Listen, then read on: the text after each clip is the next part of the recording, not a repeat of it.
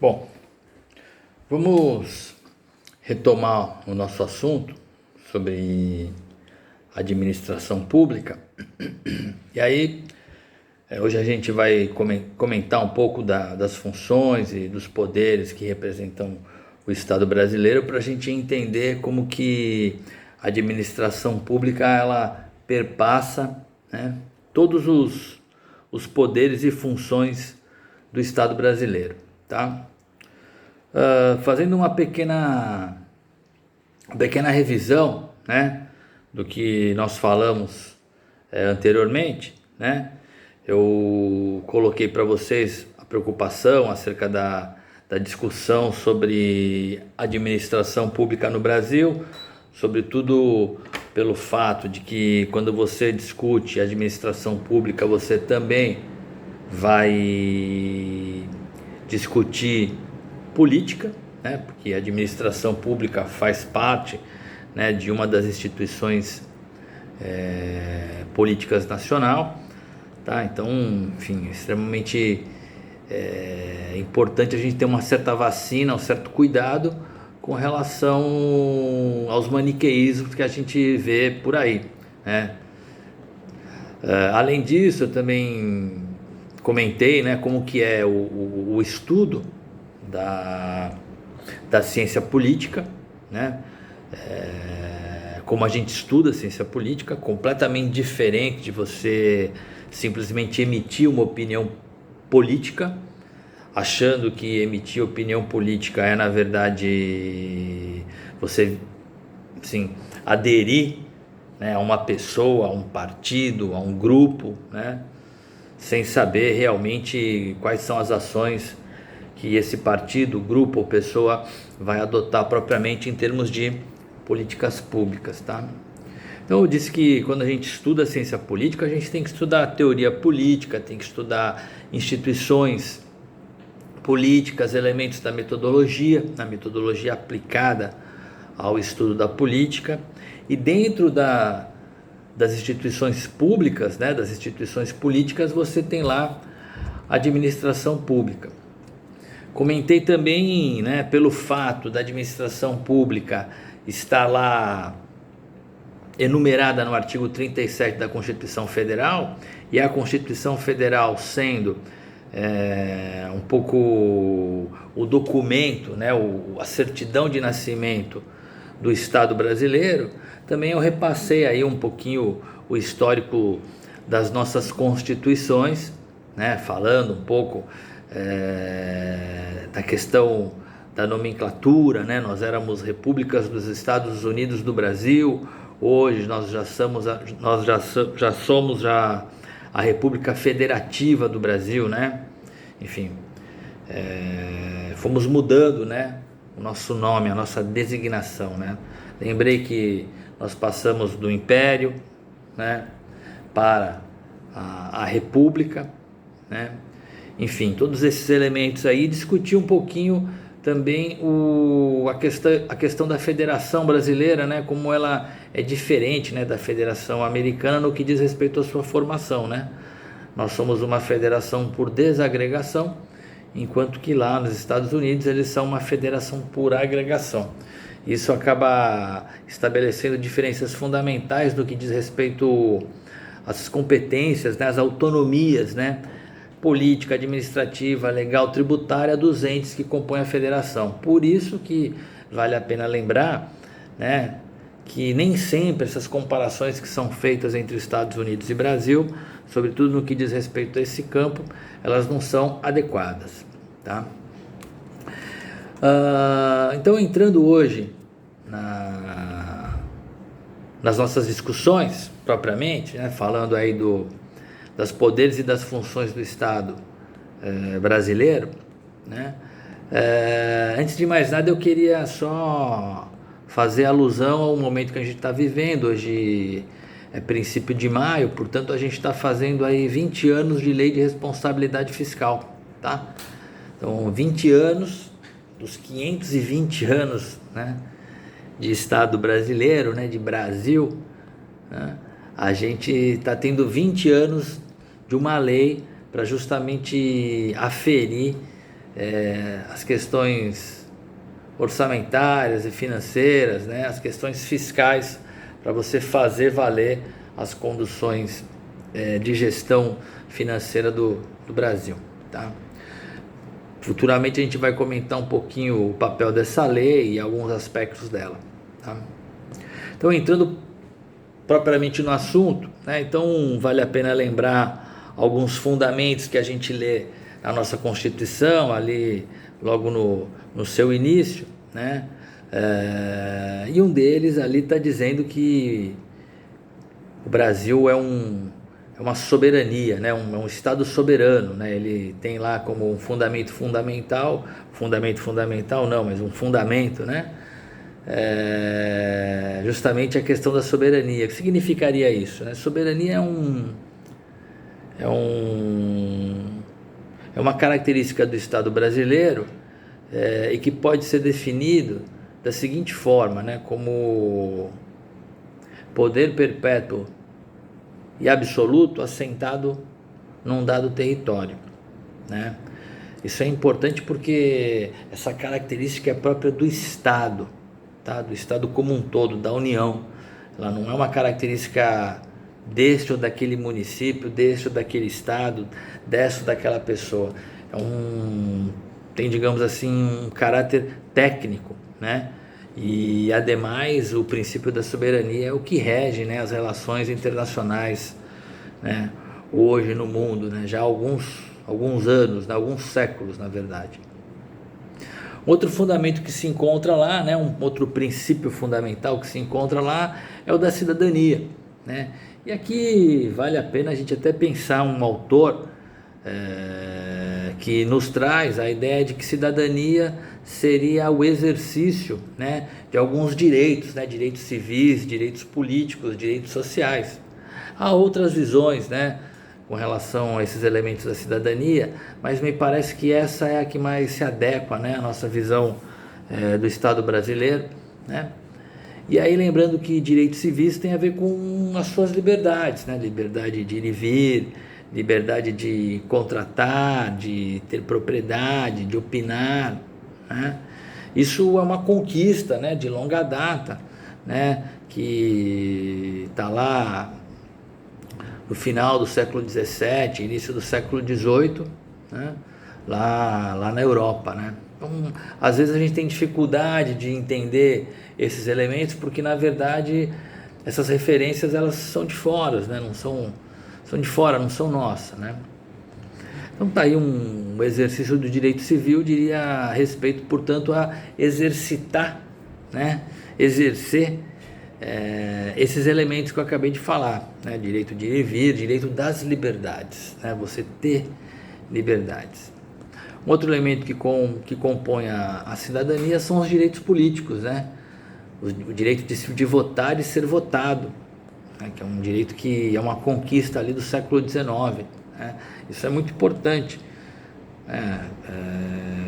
Nós aqui parece que não tivemos, né, essa mesma disputa, essa mesma luta, né, que ocorreu, por exemplo, na Europa, ali no século XIX. Então, a gente não tem, digamos, uma certa posição positiva, né, uma avaliação positiva com relação a esse mundo, né, o mundo eleitoral, mas foi uma conquista importante, né? É uma segunda dimensão aí da cidadania. E uma terceira diz respeito aos direitos sociais, né, que é alguma coisa mais do século XX, né, que é justamente o acesso à educação, saúde, previdência, né? Então, esses três elementos, né, o exercício, né, desses três direitos civis, políticos, sociais, é o que caracterizaria a cidadania, né, no meu entender, assim como está colocada lá como um princípio fundamental do Estado brasileiro.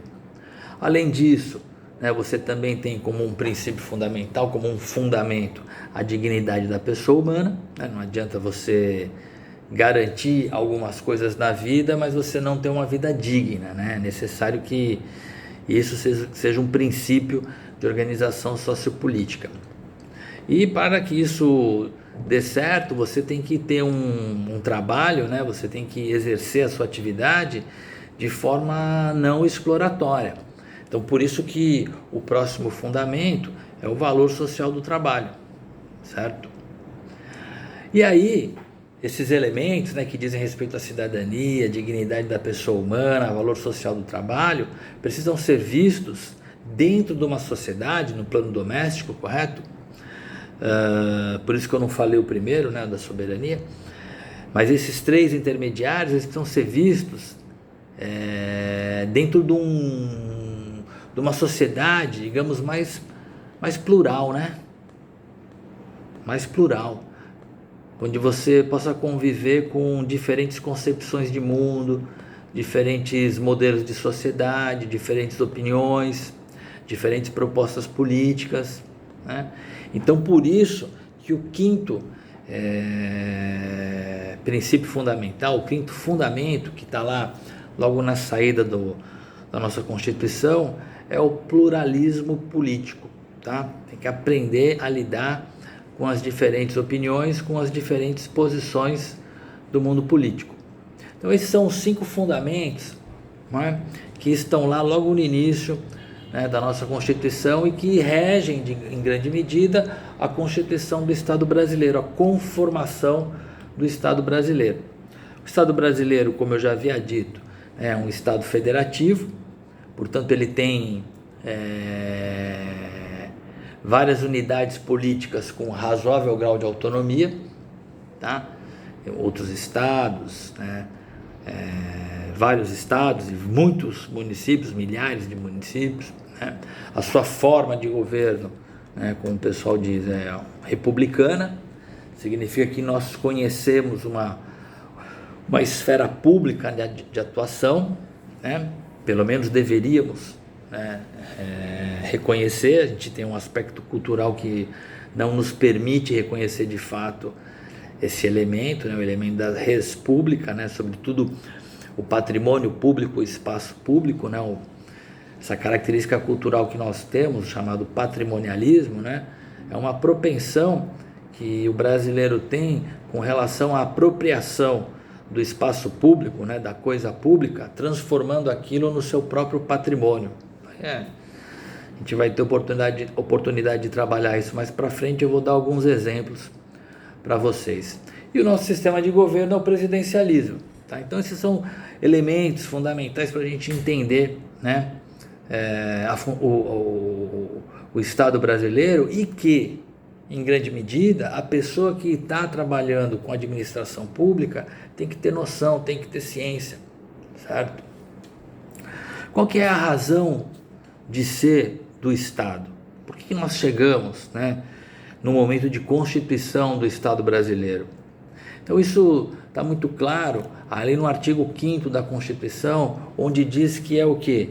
Garantir a inviolabilidade de 5 direitos fundamentais: direito à vida, à liberdade, à igualdade, à propriedade e à segurança, certo?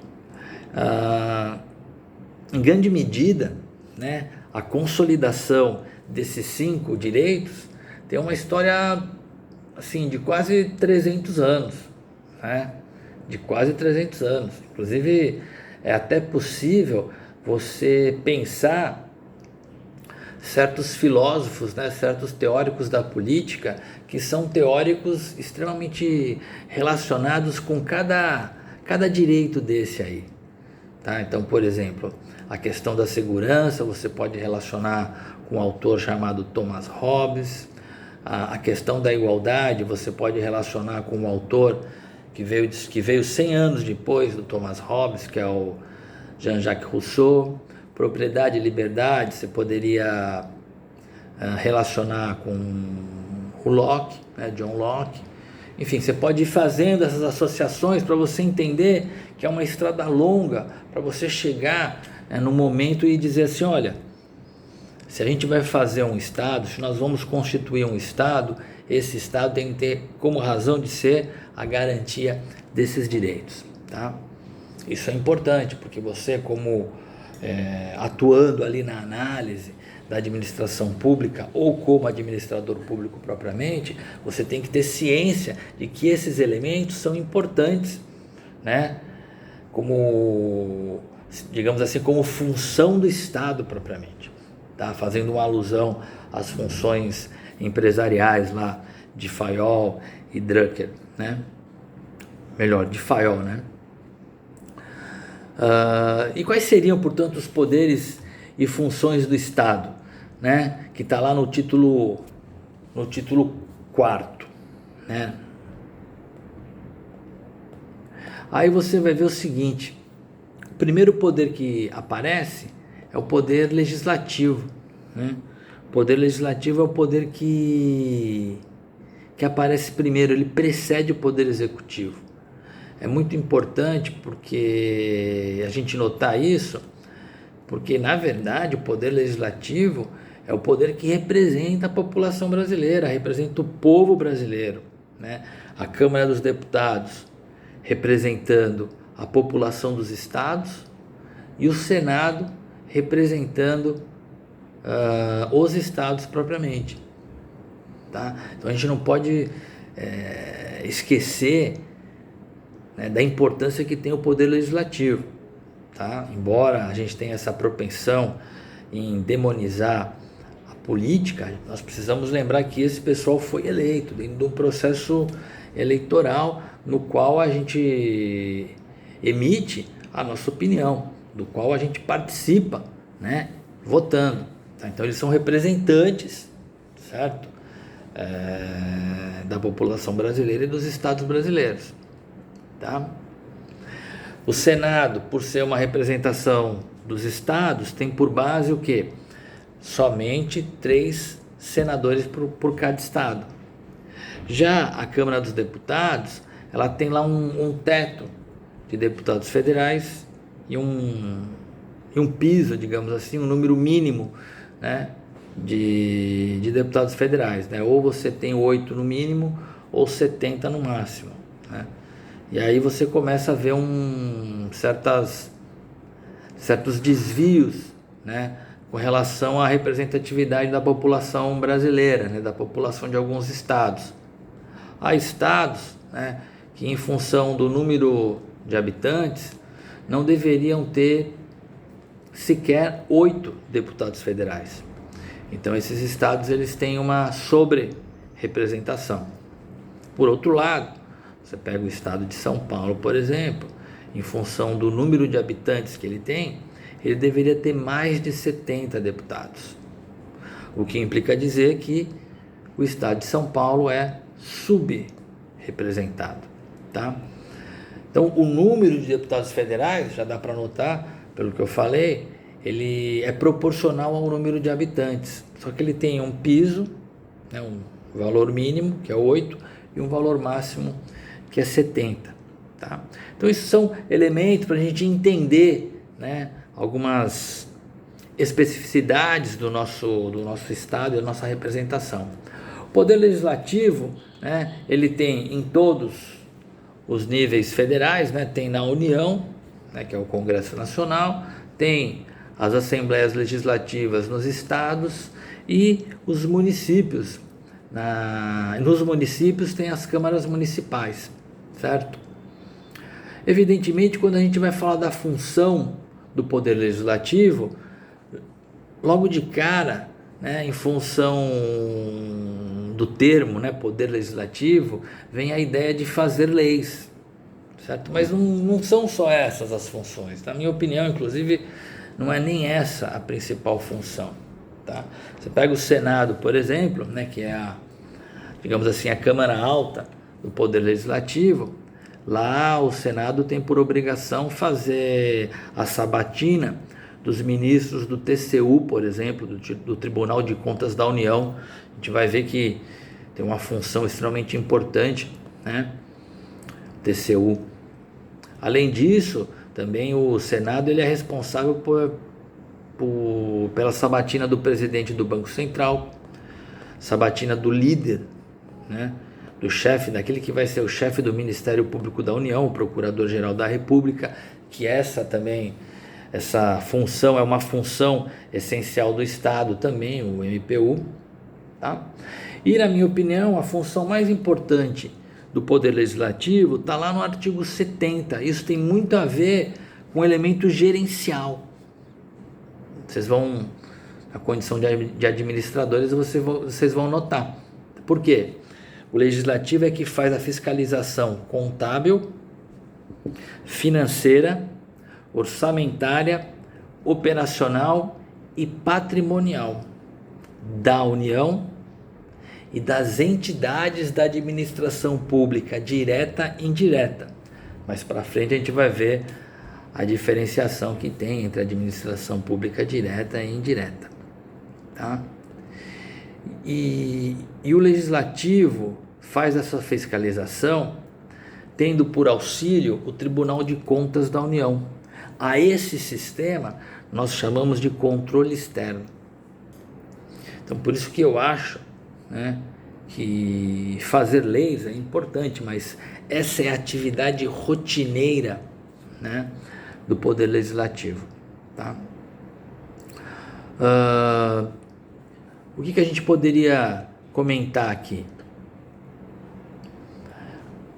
Além de fazer leis e além de fazer a fiscalização da União, o Legislativo ele tem que administrar seus recursos materiais. Tem que administrar, enfim, o recrutamento de pessoal, o treinamento de pessoal, pensar carreiras, tá? Então, uma função secundária do Legislativo é a função administrativa, tá?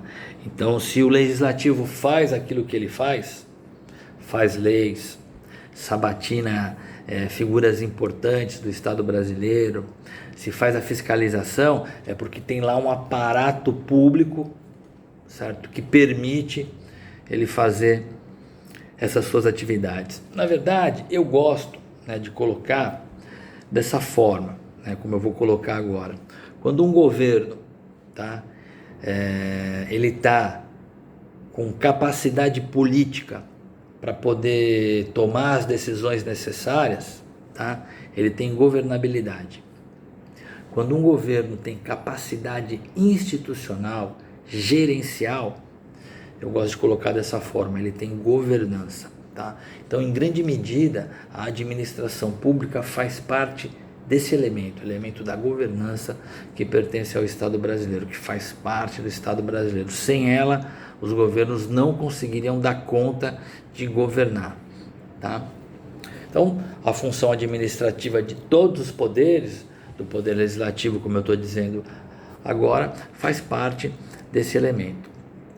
Um outro poder que eu acho que é importante a gente comentar aqui é o Poder Executivo, né? Então, no rol dos poderes, na sequência dos poderes que aparecem ali na Constituição, o primeiro é o Legislativo e o segundo é o Poder Executivo, tá? Composto aí do presidente, do vice-presidente e seus ministros, tá? E aí é bem interessante porque a função primária, né, do Poder Executivo está lá escrita, né, muito clara na Constituição Federal. Está no artigo 84, né, que é a execução de ações estabelecidas em lei. Ponto. Mas também como função primária, lá no artigo 84, também está a organização e funcionamento da administração federal, tá? Então percebam que a administração pública, certo? A administração pública é também uma função principal, primária, precípua, como alguns gostam de dizer, do executivo, tá? Então está aí de novo a administração pública atuando, certo? No Poder Judiciário, o Poder Judiciário, né, é um conjunto de tribunais e juízes, certo? Todos os tribunais, todos os juízes têm aquilo que eles chamam de jurisdição, né, que é o poder, né, de poder dizer a lei, o poder de dizer a lei, enfim, fazer os julgamentos, resolver os contenciosos, tá? Esse conjunto, né, de tribunais, desde o Supremo Tribunal Federal até os juízes ali de primeira instância, né, todos eles têm a tal da jurisdição, que é uma região na qual, digamos assim, onde ele pode dizer a lei. Agora, tem uma entidade que faz parte do Poder Judiciário que ela não tem jurisdição. É o CNJ, Conselho Nacional de Justiça. O que faz o Conselho Nacional de Justiça? Ele administra o Poder Judiciário. Isso é extremamente importante. Então, vimos que Poder Legislativo, Poder Judiciário tem uma função secundária, que é a administração. O Poder Executivo tem também a função administrativa. Entretanto, para o Executivo, a administração ela é uma função precípua, primária. Então percebam que a administração pública, né, ela está em todos os poderes. E agora a gente vai ver, né, as chamadas funções essenciais. Tá? Eu vou discorrer acerca das funções essenciais da justiça, mas verdadeiramente você tem outras funções, certo? Elas não param por aí, tá? Eu vou parar aqui e volto na sequência falando das funções extremamente importantes para o Estado, discorrendo dessa questão da administração pública. Até daqui a pouco.